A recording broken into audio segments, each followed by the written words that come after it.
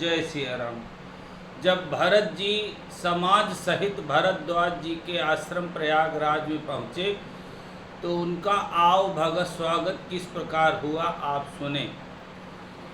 राम बिरह व्याकुल भरत सानुज सहित समाज पहुनाई करि हरहु श्रम कहा मुदित मुनिराज। राम के विरह में व्याकुल हैं भरत जी, अनुज सहित शत्रुघ्न जी और सारा समाज।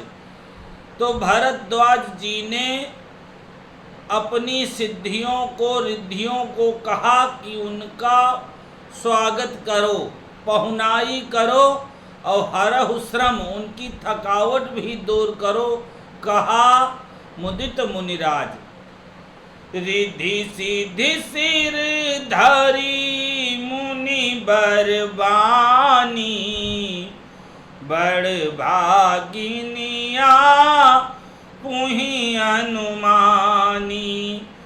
कहीं परसी पर सिद्धि समुदायी अतुलित अतिथि राम लघु भाई। रिद्धि सिद्धि सिर धर करके, आज्ञा मान करके, मुनबर की बानी मान करके अपने को बड़ी भागिनी समझती हैं।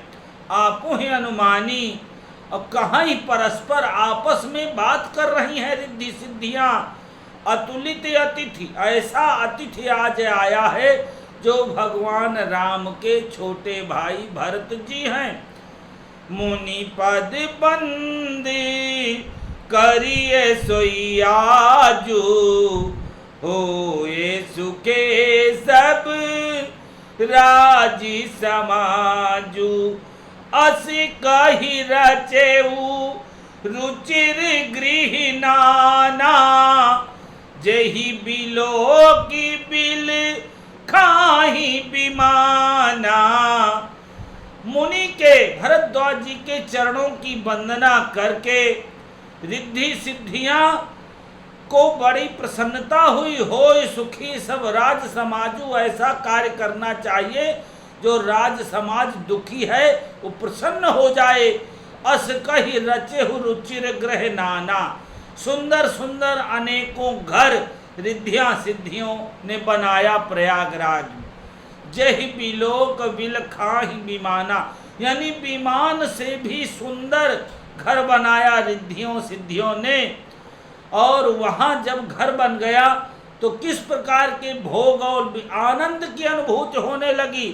क्या ऋतु बसंत बहे त्रिविधे बयारी सब कह सुलभ पदारथ चारी।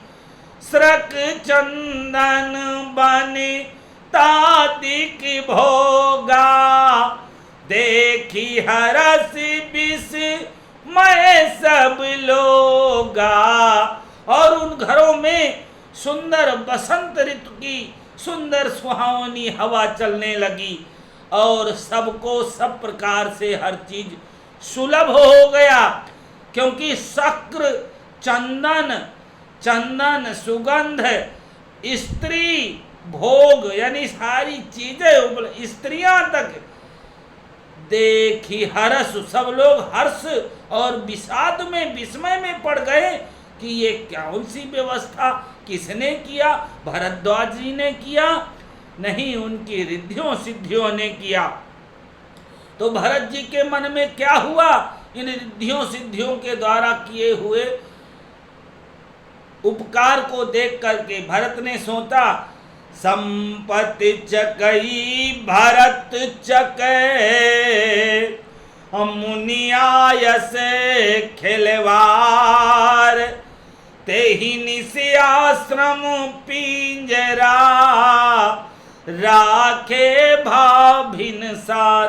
संपत्ति जो है वो चकई है। चकई और चकवा जो पक्षी नदियों में रहते हैं, रात में वो दोनों वियोग के कारण इस पार रहती है चकिया और उस पार रहता है चकवा, तो दोनों वियोग में रहते हैं और दिन में एक हो जाते हैं।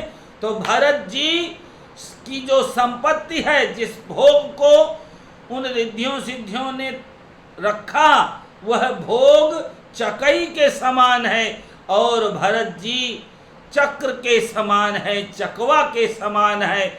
और मुनि आयस खिलवाड़, मुनि का जो है ये सब कचड़ा है, काई और जो सेव नदी में सब कचड़ा बहता है वो कचड़ा है।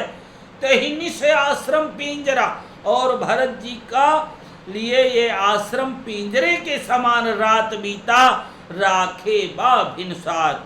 और भरत जी चाहते हैं कितनी जल्दी मैं इस पिंजरे से बाहर आऊं। बंधुओं, आज के प्रसंग में इतना ही। बहुत बहुत धन्यवाद, साधुवाद। जय सिया राम।